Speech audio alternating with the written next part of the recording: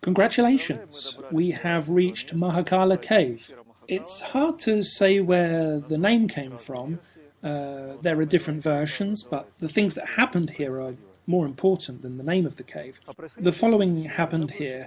When Shakyamuni Buddha started searching for a path to liberation from illness, aging and death, living in ideal conditions, he, at the age of 29, found out that there are illnesses, that people age, and that there is death. And for him this was a complete revelation. When he became 29, he discovered that he had been living an illusion that had been created especially for him.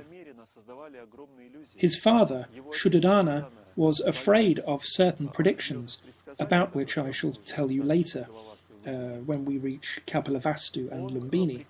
He told his palace's attendants to do everything possible so that the prince saw only perfection. Even if a flower wilted in the evening, the palace attendants had to cut it at night so that the Buddha would not see it. It would be more correct to say Prince Siddhartha, as his name was then. So that he did not see anything wilting, but only beautiful and wonderful things. When he was eventually faced with the reality of the world, he was unbelievably shocked. He recalled a path that helps to release people from these problems, and he began searching for this path. First of all, he moved to Rajgir, which we have visited, and where we shall return the day after tomorrow. Rajgir is considered to be his mother's homeland. This is why he went there first of all. He looked for teachers that could help him to find this path, the path that liberates from all those problems, and then, being released from those problems, he would teach his relatives, friends, and nearest and dearest to release themselves from illness, aging, death. That was his basic motivation or idea. However, his journey here took him about 6 years, and for the last year or 1.5 years he was already practicing in these places. These places were distinguished by the fact that a lot of weirdos, to put it in a modern way, gathered here. That is, those people who had reached extreme schizophrenia through their asceticism. This form of asceticism was completely perverse. I can give you some simple examples of what kind of asceticism these people were doing. I shall not tell you the most unpleasant examples, but some lighter ones. For example, a person would make a vow such as, "I shall raise my fist to the sky and shall not put it down and unclench it until something happens to me." And he would hold it up towards the sky until his nails started growing through his palm. Can you imagine that? So his nails grew through his flesh. What sort of worldview would one have to do this? So they did some very unsavory things, such as making holes and putting hooks in their bodies. But since Buddha was an idealist, he perceived everything he saw with his eyes fully opened, accepted everything, and took part in this awful asceticism here in this cave. When he practiced, you have seen the picture, he was a skeleton covered with skin. It took him 6 years to reach this condition. There were some periods in his life when he, together with his partners in asceticism, made the following vow. "I will sit under this tree and will practice without leaving it. If God sends me water in the way of rain, I shall drink it. If not, I shall not drink at all. If I am sent food from the sky, I shall eat it. If not, I shall not eat at all." Excuse my laughing. There's nothing funny about this, but putting it mildly, this was not the golden path. However, for Buddha, it was necessary to do it, as it was the reverse side of the coin, so to speak, in that Buddha was giving up all the delight and amusements that he had enjoyed in his life. This means that if a person aspires only to delight, then during another part of his life he will aspire only to asceticism. Unfortunately, this is the reality, and being in this cave, Buddha realized that soon his time would be over, that his body was dying. He understood that he would die soon, that his good karma was coming, and that the period he needed for asceticism was over. He went to the nearest river to drink some water since he had not drunk any for some time. And when his partners in unhappy asceticism saw Buddha going to drink, they said, "You have dissented from norms and obligations." This is basically that when a person left, he became an apostate, correct? A heretic. You are a heretic, they said, probably. So Buddha came to the water. He most certainly crawled rather than walked, because, in fact, the water flow knocked him over. He would most certainly have sunk down, but his good karma brought him to the shore, and he somehow climbed to safety. A young woman was passing by this place at this precise moment. We know that her name was Sujata. She was an ordinary girl from a Vaishyu family. She was tending either to cows or goats, doesn't really matter which, when she noticed a huge skeleton on the riverbank. I've not told you this yet, but when you visit Kushigana, you will see a huge Buddha statue which is considered to portray his real size. He was very tall. The scriptures say that Chakravartin or Tathagata have the same body measurements, but that Buddha was 37 cubits tall. Think about that. 37 cubits is more than 5 meters. His tallest disciples could hardly reach his shoulders. He was very tall, so imagine this skeleton was laying on the riverbank when this woman noticed it. She was so shocked at what he had done to himself. She approached him and said, "Listen, okay, well..." She ran home and brought the meal she had at home, rice cereal with milk. She fetched a bowl of it and said, "Take at least something to eat. What are you doing to yourself?" And Buddha realized that she was making sense. Because while he was lying on the riverbank, a boat passed by on which there was a music teacher and his students.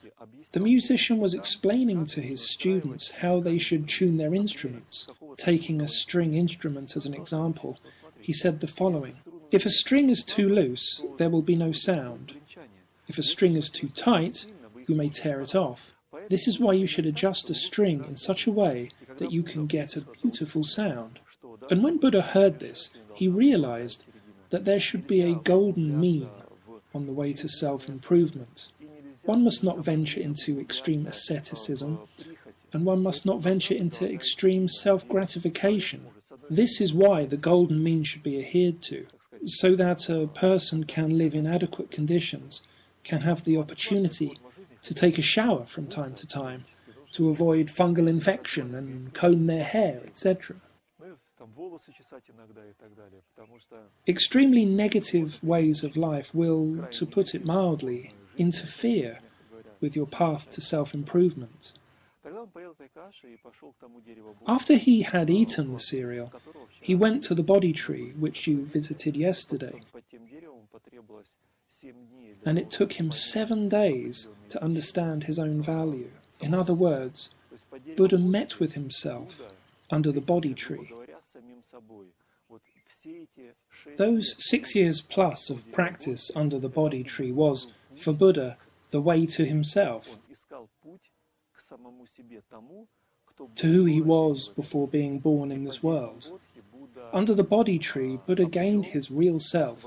He became the one who he was before he was born.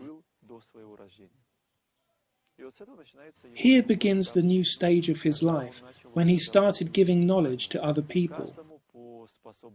He said to each person different things, depending on their capability and what they could understand. Regarding this, it seems important to tell you about his cousin, Devadatta. He was a very eminent person in asceticism and in his intellect, but he was unbelievably ambitious and a little cruel. A little. I obviously putting this kindly. Devadatta tended towards asceticism, which, at some stage, Devadatta decided. На определенном этапе Девадатта решил. Okay, to put it another way, Devadatta also had big ambitions. He thought that he was not second to Buddha. He always tried to stress that he was also Aryan and that he was capable of doing a lot, that he could practice weird things perfectly, etc. So, at a certain stage, he decided to create a split amongst the disciples of Buddha.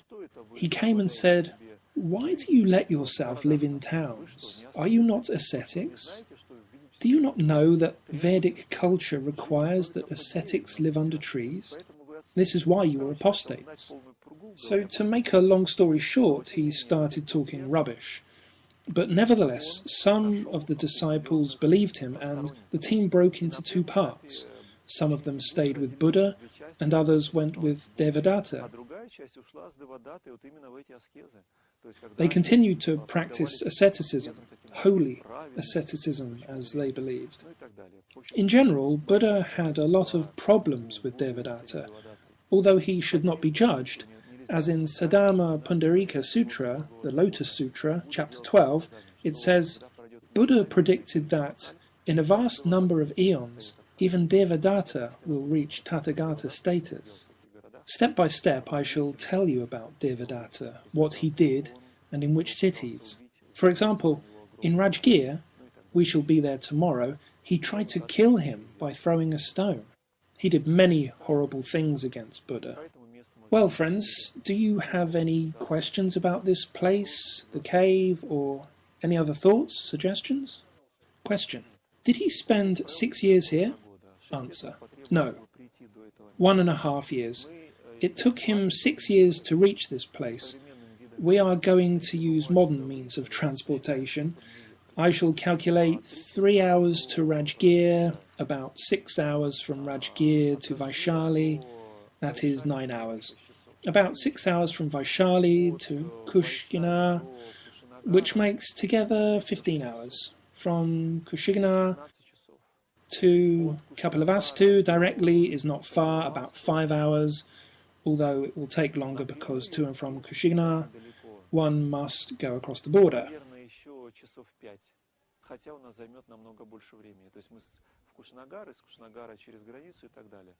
So it takes about 20 hours by bus at a speed of 60 kilometers an hour. Along the Indian roads it may take a little more. Count how many kilometers that would be. Buddha had to make this journey to find the middle path. Of course, on the one hand, this contradicts the golden mean. Yes, it was too much. But on the other hand, if you read the Vedic scriptures, you will often read that ascetics of the past, Brahmins and warriors, tortured themselves for the sake of results, and this is something that has always happened.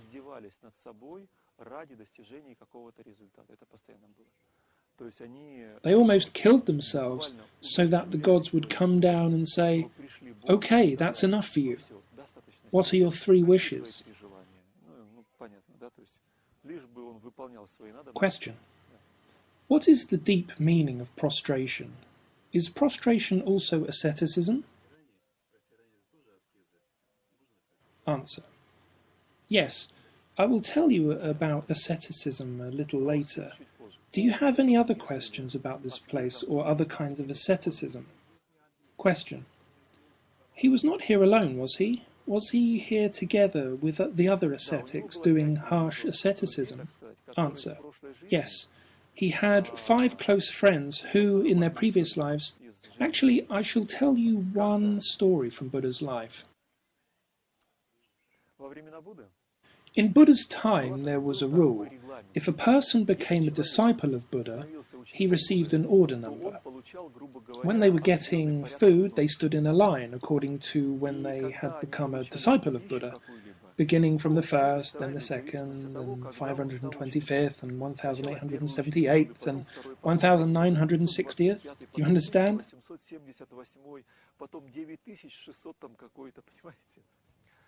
There was a deep meaning to this. In Vedic culture, the clan is esteemed very highly, isn't it?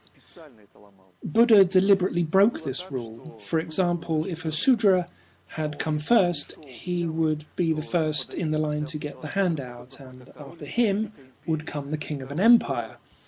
The king would have to stand quietly and patiently until the Shudra got his meal, and then he would get his plate of modest food too.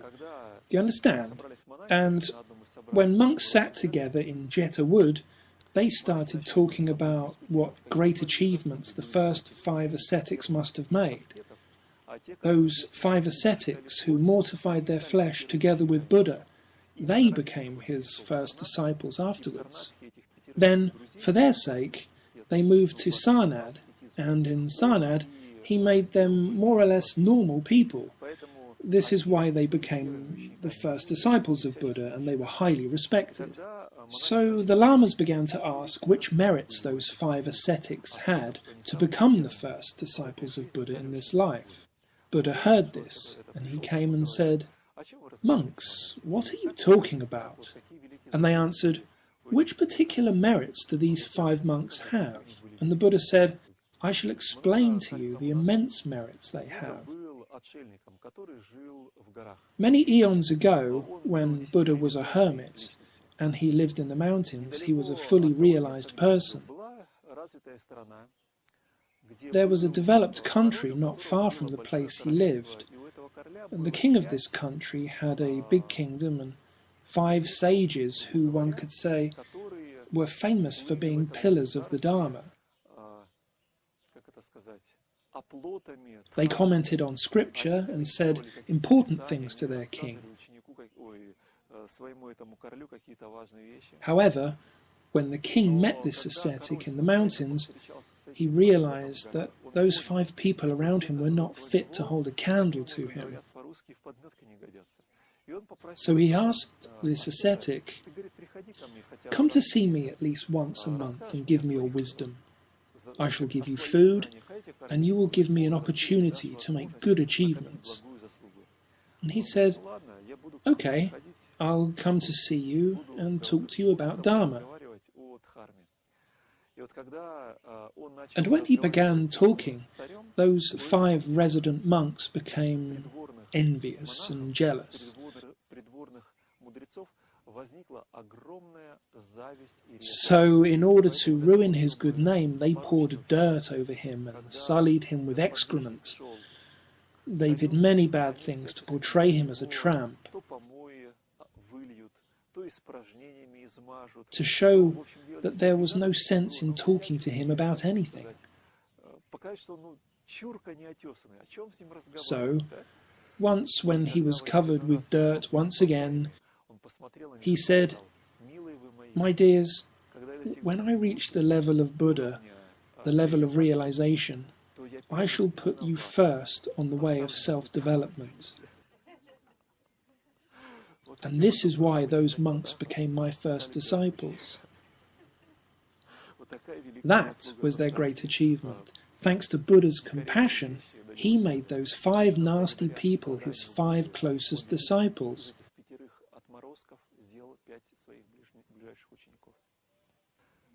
When they poured dirt over him, they created negative karma. It's not mentioned what happened to them in their next life. They went to the deepest layers of purgatory, where they were harshly cleansed. This is why it is not recommended to do anything against a holy person. If you have an opportunity to help, it is better to help. To do harm to them is one of the worst types of karma. I shall explain to you why. The holy person has karma to help other creatures, and I'll do my best to explain to you.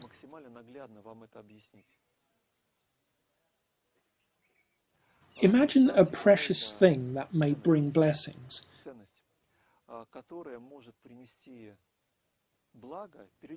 And now we move to the level of Manipura chakra, simple food. There is a bowl of food that can satisfy the hunger of 100 people. People who eat this food can realize some important things. Do you understand? Imagine that some dodo looks at this bowl and thinks, what wonderful food, and does something to make it spoil completely.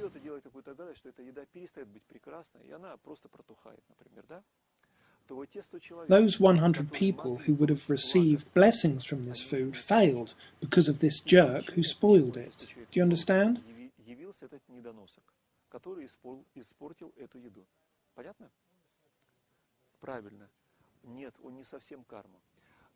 He interfered with the course of history by bringing this harm.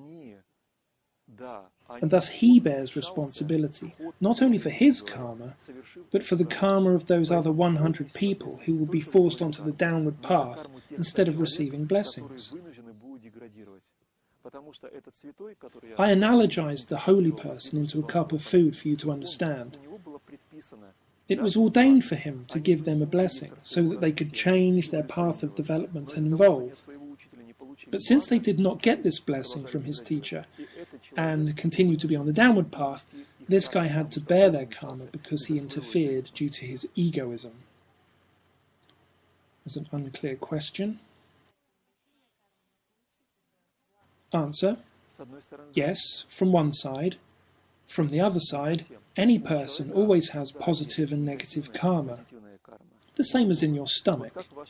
Do you know how your intestinal immune system regulates your life and death? The bacteria in your stomach can kill you in a few hours, but they do not kill you because you have good karma. Do you understand? If a decrease in immunity is caused for some reason, it will ruin you and your body. This means, on the one hand, you have your karma to die, but also to live in your body healthily and bring blessings to others.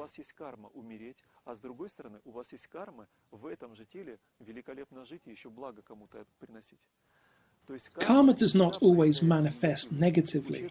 For example, a person had this positive karma to develop him in this way. However, this jerk interfered. There's an unclear question. Answer: if he goes to hell afterwards, it is his will. Darkness does not like light. Darkness cannot accept light. And there's an unclear question. Answer: not really hellish. And there's an unclear question. Answer: there is a concept that not even a hair can drop from someone's head without the will of God. It is correct for both Vaishyu and Kshatriya. However, regarding Brahman, there are different rules. From the God's point of view, that is correct. Read the Vedic literature and you will find many cases. If you do not have the time to read, I shall give you an example. There's a very good TV series called Mahabharata, where it is beautifully shown how the gods can interfere into certain things just because of their ambitions. Please see these programs. To my great regret, you will not find time enough or power to read so many different volumes just to find a small piece of information.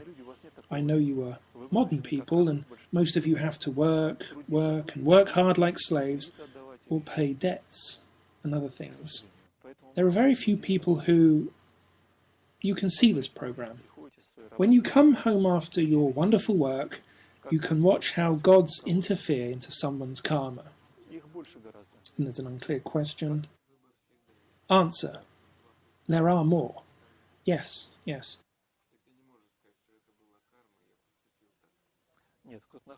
Somebody says that only because they have a wish to justify themselves or their inaction. And the question goes on.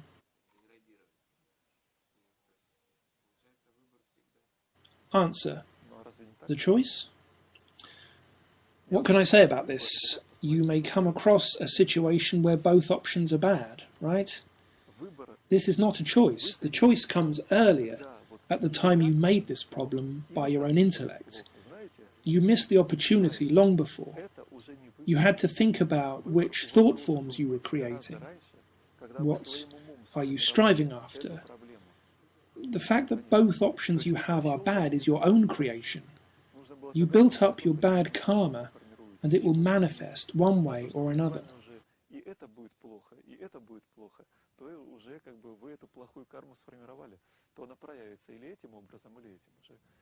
And the question is not clear.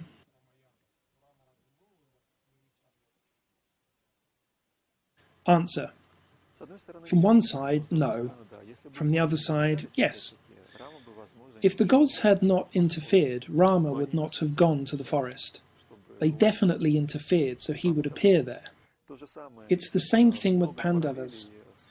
Why did Pandavas appear in the forest and hide there for 13 years undetected?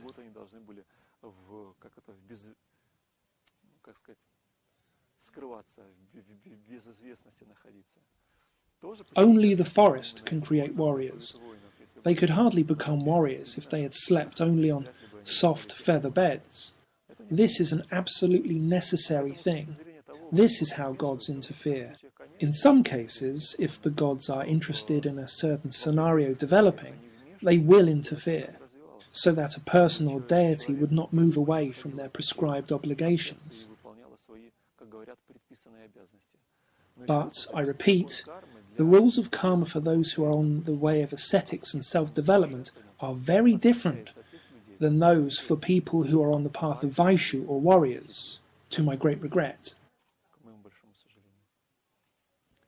The rules of karma are really very complex, and the more you study them, the more astounding things you will find.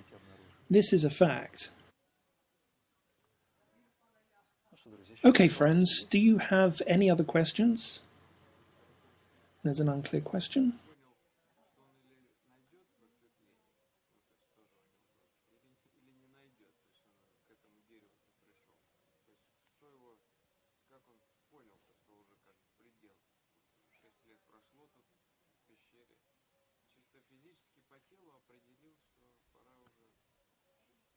Answer. It's difficult to say. I am not a Buddha in this life. This is why I cannot comment on which processes he went through. The scriptures do not say anything about it. I don't know why. You say it is written, but I've not seen such literature where his last motivation was described. But most certainly, as experience shows, many practitioners follow their intuition. Intuition is what was before he was born. Do you understand? It is his jivatma. Many lives ago, Buddha, he was Buddha in many lives, but it's not common to talk about this fact. But in chapter 16, if I'm not mistaken, and there's a question, which 16th chapter? Answer. Of course, the Lotus Sūtra. It's called the Sadama Pundarika Sutra.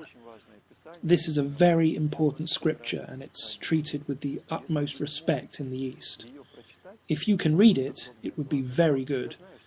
But I know there is a small chance of that happening. Even if your intellect decides, I will read this sutra, I'm smiling because you will discover that your intellect has no importance. It means that your decision about this sutra is of no consequence. Nevertheless, back to Buddha. In the 16th chapter, there is a very interesting story. Either the 16th or 21st chapter. Unfortunately, I can't remember exactly. When Buddha revealed the essence of the Lotus Sūtra, by the way, it's necessary to mention in parentheses that, most curiously, in the book which is called Sadama Pundarika Sutra, there is no body of the lotus. Although this does not really mean anything to you, excuse my smiling. But the meaning of what I'm saying is, when Buddha revealed the sutra's meaning, all his disciples were gobsmacked. Just imagine that. People who had been Buddha's disciples for 40 years, who had followed him, who had done asceticism and who were colossal authorities in their own countries. It's not widely known that Buddha's disciples stayed with him only until the moment of their enlightenment. As soon as it happened, a disciple came up to him and said, "Buddha, have I reached enlightenment?" And Buddha said, "Yes, you have." And what happened then? Suitcase, train station, home. Excuse me, of course, Buddha did not say it like that, but the meaning was the same. "Okay, dear, you have reached enlightenment. Collect your things and go to your home country," excluding 2 cases when he said the opposite, not to go back home. Since the countries in these cases where his disciples came from were so unruly and conservative, so radically and dogmatically conservative, that if they came and tried to tell the truth to the inhabitants of these countries, they would be killed. Buddha did not recommend returning home to 2 of his disciples. I do not remember about the first one, but the second said, "No, I still have to go and try to tell them the truth." And the Buddha said, "Do you understand that if you go there and try to say the truth, they will beat you?" And he said, "Yes, Buddha, I realize that they will beat me." And the Buddha said, "Do you understand that if you continue talking after being beaten, you will be killed?" And he replied, "I understand, but there is no other way. They are my clan, and I want to help them." So he went to his country and was murdered. I do not remember what happened to the first one. Most certainly Buddha persuaded him not to go home. But apart from these 2 cases, he always suggested his disciples share their development with their own people, to repay the people who brought them up and spent resources on them. Such a rotation of his disciples was absolutely necessary to avoid spreading egoism around Buddha's Sangha, which was like living in a bubble. And there's an unclear question. Answer, yes.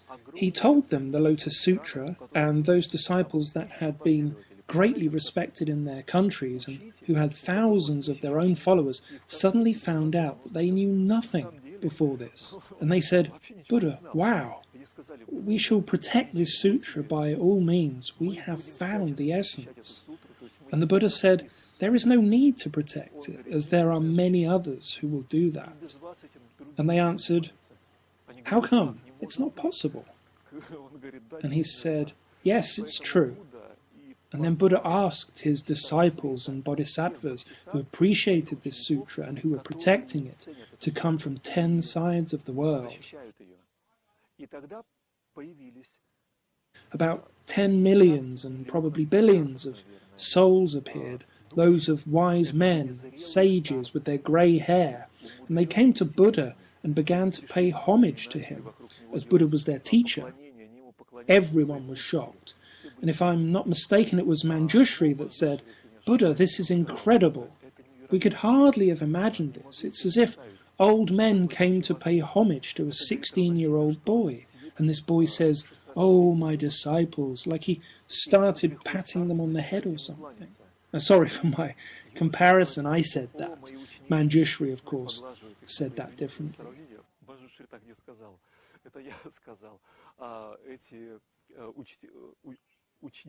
And those grey-haired disciples bowed to his feet, saying, "O teacher, give us some exhortation."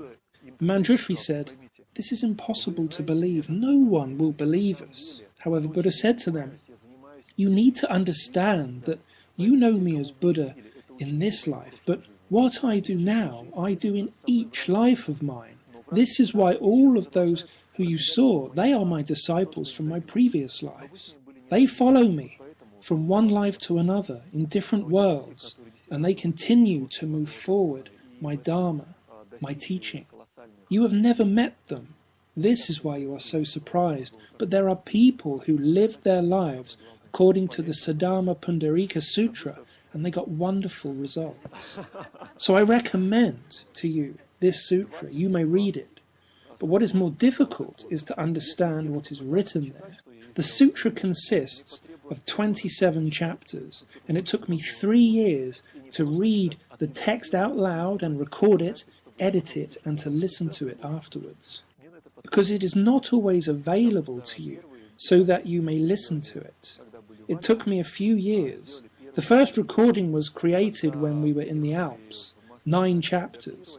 Then, when I came back to Moscow and started to edit it, I decided to record it once again. I strongly recommend you to record this sutra on a dictaphone and edit it. If you manage to do it within 4 years, you will listen to it for the rest of your life, and this is a real blessing. Moreover, you will come across incredible obstacles when trying to finish it.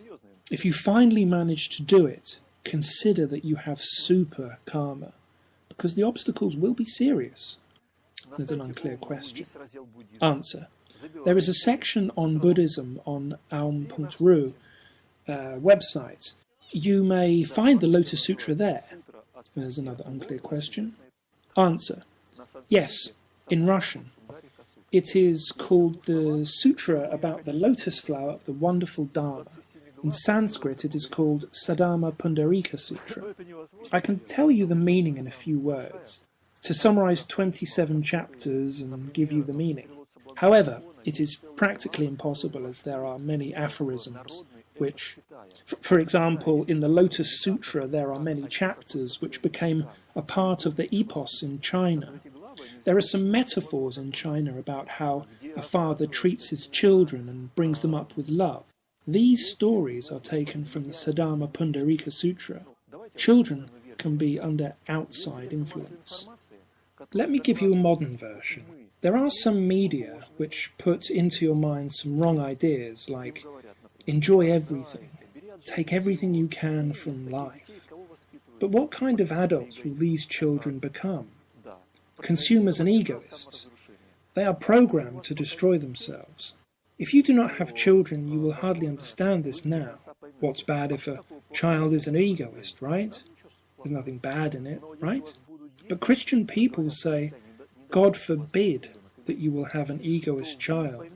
You will understand that the egoist child lives on the energy of their family. It's the same as a drug addict. He just takes the family's energy and pours it out into nowhere. Do you understand? This is why egoism is an illness. If a person gets sick with this disease,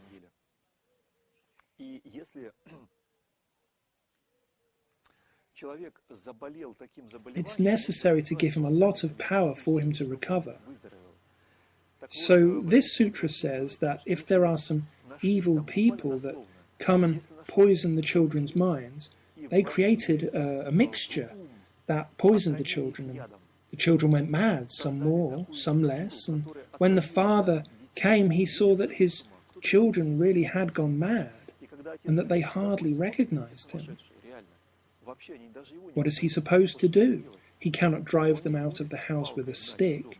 He realized that the children had reached such a degree of madness that they had started destroying the house, making it into a rubbish tip. He said, "Listen to me." But they had made a fire and the house had started burning and was about to fall apart. Then the father said, "Listen, leave the house." But they did not trust him, and so he had to try and reason with them to get them out of the house. So the essence of the Sadama Pundarika Sutra, did you hear that there is a nirvana? I'm sure you did, didn't you? And you most certainly know that many people are striving to reach it.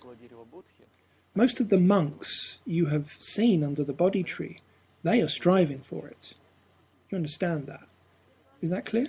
Question. Are enlightenment and nirvana the same thing? Answer. No. Enlightenment is an instant recognition of the darkness of your mind.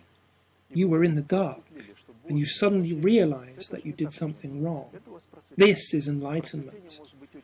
You can get many enlightenments on your path, even every day.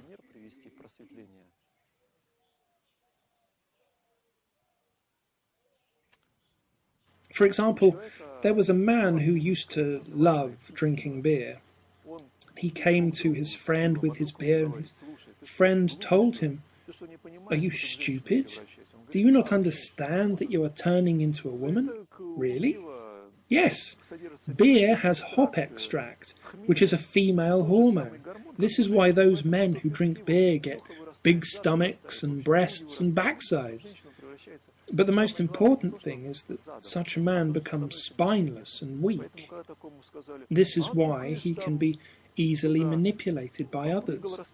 He signs papers without thinking and gets credit. This is clear. He becomes a product of the society. So the man who told him about the harmful effects of beer enlightened him. Do you see? That is, he shone a light into the darkness of his mind, and on the way to self-development there can be many such enlightenments. But nirvana is something else. It is absolutely... Do you know how a miner works? Well, they go deep down into the earth on an elevator, then they crawl somewhere for several hours. This is the reality. They really work like this. Afterwards, they start to dig out the coal. It's really hellish work.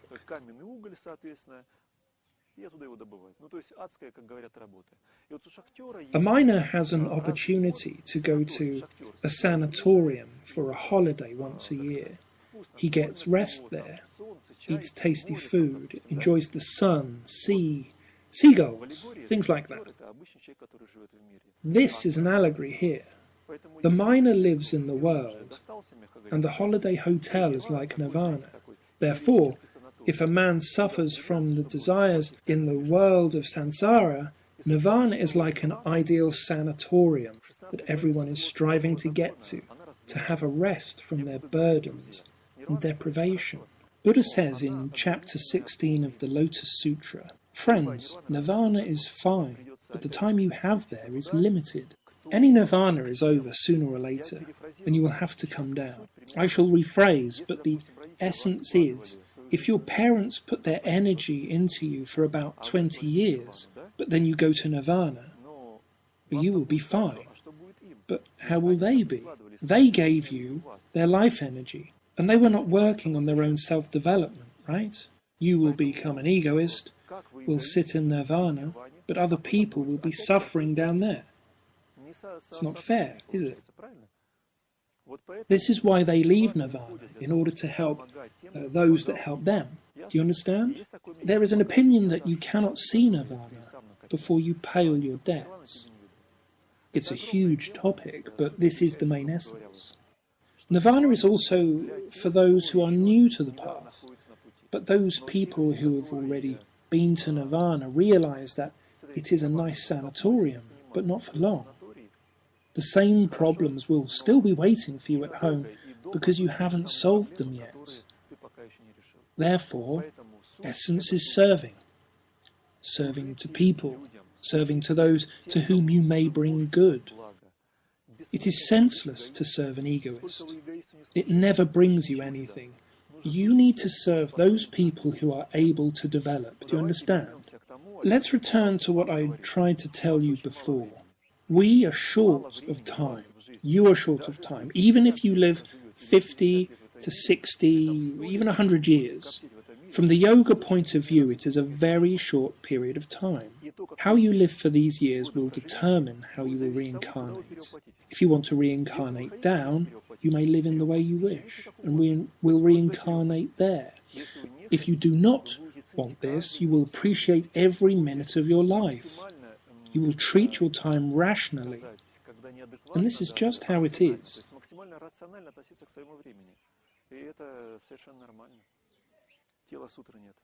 Question: why is there no essence of meaning in the Lotus Sutra? Answer: this is true. If you read the Lotus Sutra, it is a description of how Buddha gave the sutra. It's a description of the process of how he spoke, but the quintessence is above the words.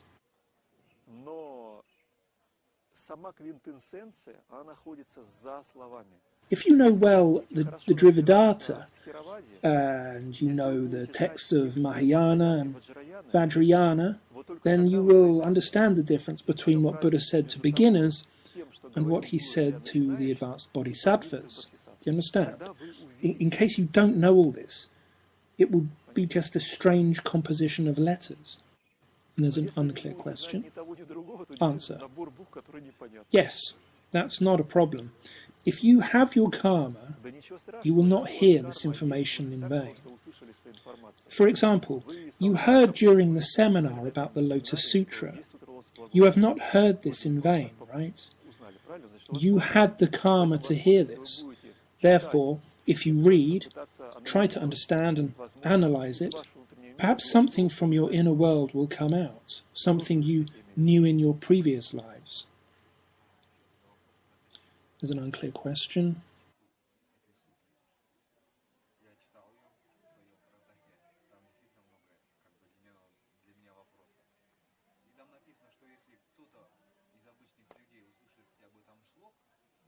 Answer. No, it's not possible. Probably because there are some very cruel people. If a man stands on other people, he is very dark. If you meet such a person, you must know that there is a concept. Now, I won't go into the details and name personalities, but religious fanaticism exists. When we go to Lumbini, you will see a very good example there.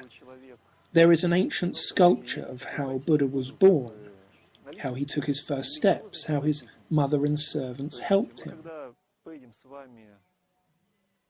If I'm not mistaken, it was 600 years ago that this place was conquered by people of another religion.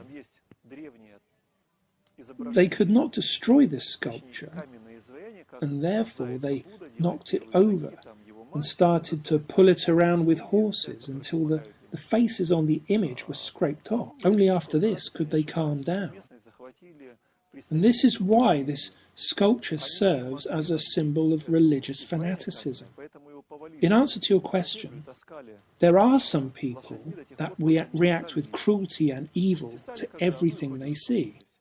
And sometimes it is not good to show something brilliant to someone who will spit upon it. Do you understand? Let's take another example with rice, for instance.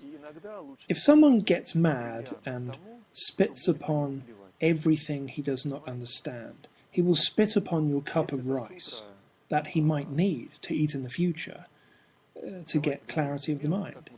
However, if he will spit on it, he will create such karma that will not allow him to eat from this source anymore. He will create negative karma. He is a religious fanatic in this life, and he will always be a religious fanatic. Perhaps Buddha had some other reasons why you shouldn't do that, but I repeat, I am confident to say to you about the Lotus Sūtra, and I recommend it to everyone, not because I disrespect Buddha's opinion not to give it to everyone. No, what I think about is the fact that if a person has good karma, he will read it. If not, he will not read it. I know many examples of when I say something to people again and again, but it's quite useless. They just do not read it. And I have understood that this is not my role. I do my duty, but there are other forces that control whether this person is ready or not. Do you understand? It really is true that gods help yogis to live and develop. The more I live, the more certain I become. I cannot imagine how we could live without the gods supporting us. Question. What is the final goal? What is all this for? Answer. Yes, the Bodhisattva's path. This is the path that Buddha follows himself. Buddhas, Tathagatas, this is the path of Bodhisattva.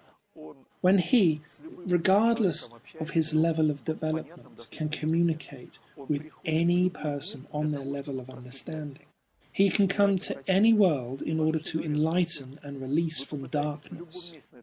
Manjushri said, if you drop a sesame seed on any place on this planet, you are 100% guaranteed to hit the place where Buddha gave his life for somebody. This is not just giving knowledge and bringing someone to enlightenment, but really giving his life for someone else. If you read Jatakas, you may come across how easily Buddha gave away his skin. Him being a wild animal with beautiful skin, with no problem. Come and take my life and enjoy my skin. He gave it away so easily, and there are many examples.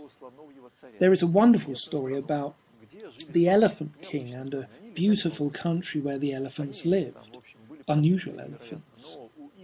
They were incredibly advanced and could fly. And their leader had 2 female elephants who helped him in his life.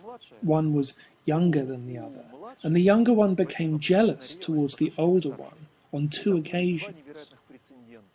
Once, the leader scratched his back on a tree, and one wife got covered with flowers from that tree, and the other got covered with leaves. And this was the beginning of the jealousy.